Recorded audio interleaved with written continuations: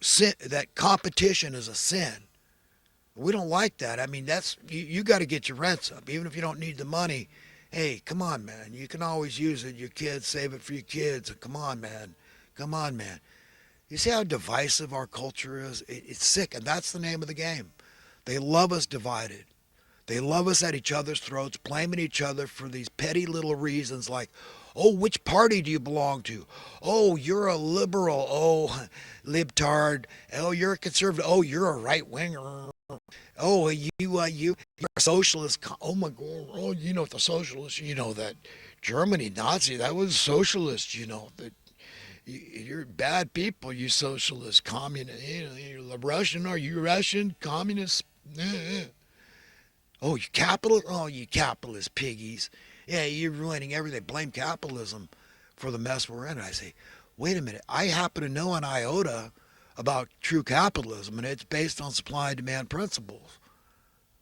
So if it gets easier and easier and easier, and it does, to produce, to supply all the things that's society, civilization at large, that we want and that we need, okay, then the prices go down.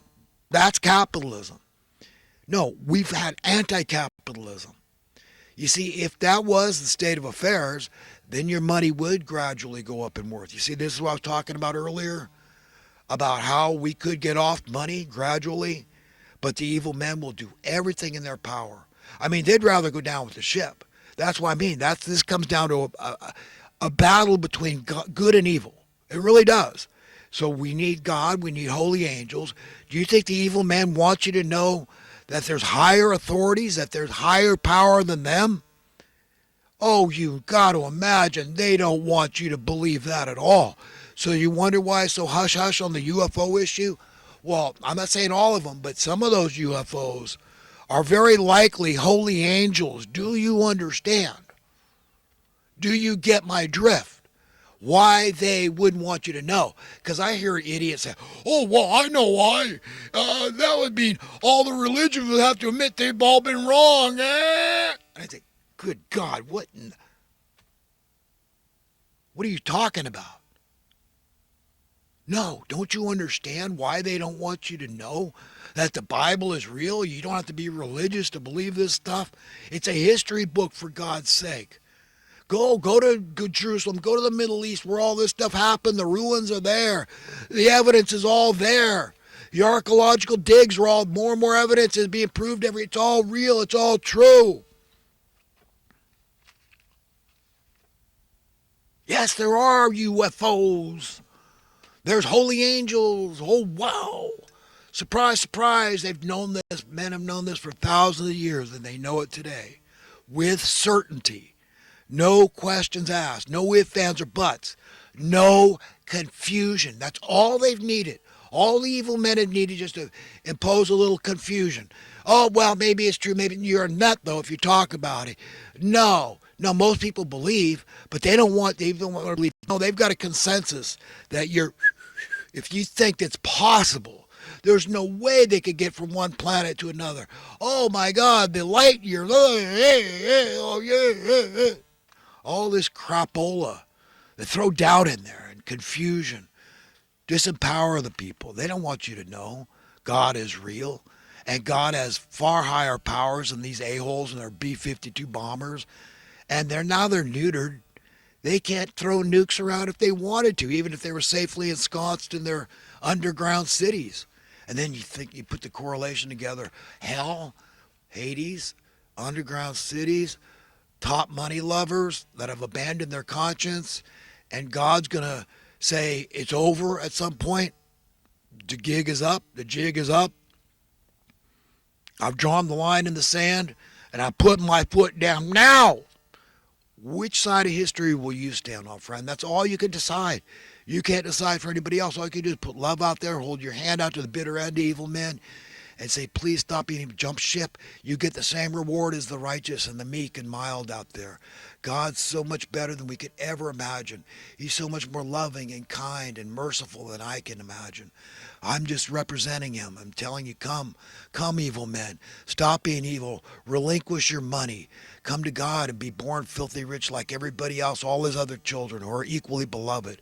It's God's planet. All these resources belong to God, and God bestows on everyone.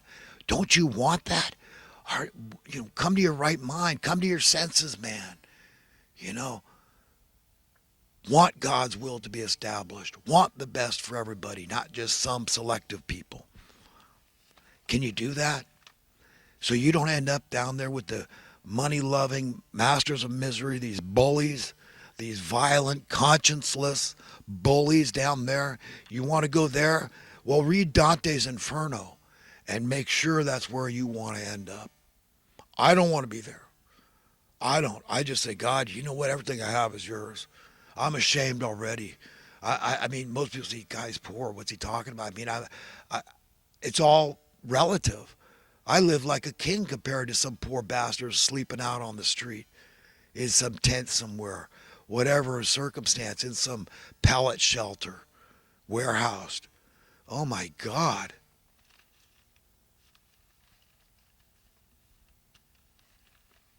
I got money in the bank. I've got cash. I'm not hard up. Probably billions of men upon planet Earth would like to have my financial status. But yet, relatively speaking, because it's America and people, hey, you know what? Your standard of living is pretty low. You're kind of, poor, if on a scale of Americans, at least us middle class or upper class. But you see, it's all relative. So, yeah, the only time I could enjoy prosperity, friends, is when you can enjoy prosperity, when everybody can enjoy it. And in your right mind, I believe that's exactly how you would feel. Well, friends, I meant to ask, if you had one superpower, what would it be? I know what mine would be. It'd be to take away every stressor, every artificial invented stressor that you have. And that has mainly to do with money. In order for you to be free, you must be financially free. In order for you to be secure and out of fear, you must be financially secure to be out of fear.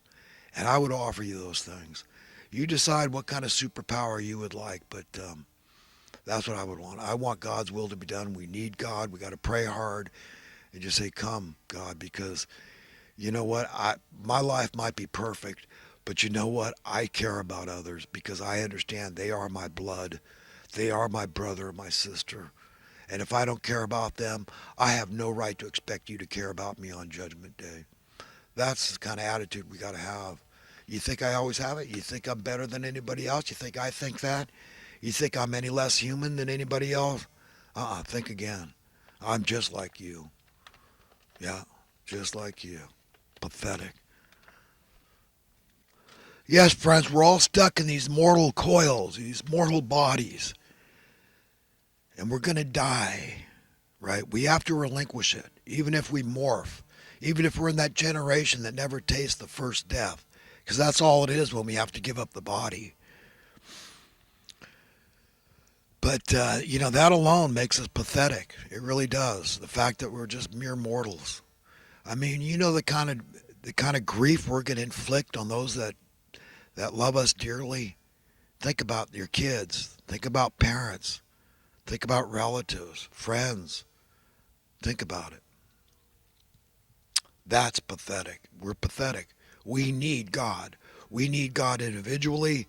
We need God collectively as a civilization, as a race, as a species. We need God. We need to pray for God to give the relief, because that's the only way I see it coming. But, this idea we're going to talk inflation, perpetual inflation, currency debasement, this is how the scam's going to work forever and ever. And if you don't like it, well, you could just kill yourself. I mean, that's basically it. Or you could go live under the bridge. Maybe you get a pallet shelter. I don't know, live in the bushes. I don't know. I don't care. We're shipping in young, strong immigrants. We don't need you.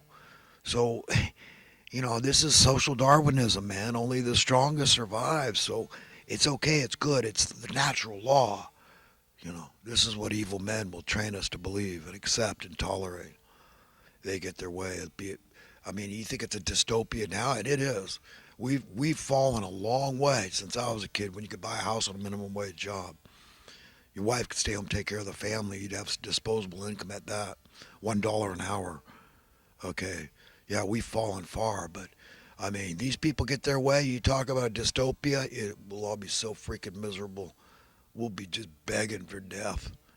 And is that the world we want?